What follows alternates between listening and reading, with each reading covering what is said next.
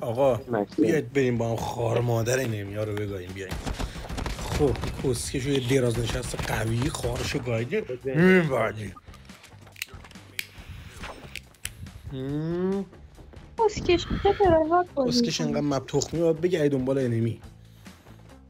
یا ولیت تو پرایوات مدد بازی زیف میکنه. آرمور رو بذار بزنم. کنار چادره. ای نه کسکش نت رفت. چیا یا یه چیزی حسین گفتی کس چیا دادم کل کردم نت رفت. کشا. ای کسکش اون سو استفاده خواهرتو میگم گفت چه حال مادر قهوه سو استفاده خیلی پوفیوزید.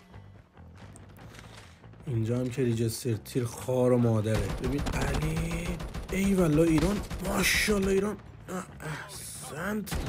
یکی دیگه برقرد آفرین. خیلی ریجستر تیرمون قویه.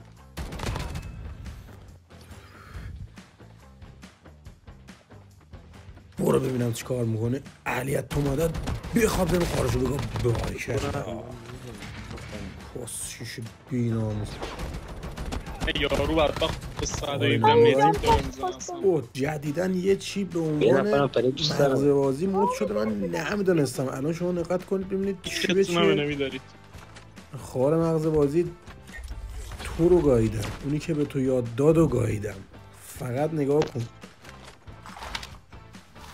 یا حضرت عباس داشت این صحنه. بود.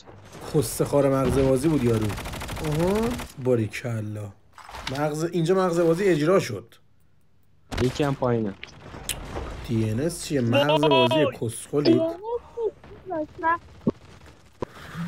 DNS نیست داداش مغز بازی.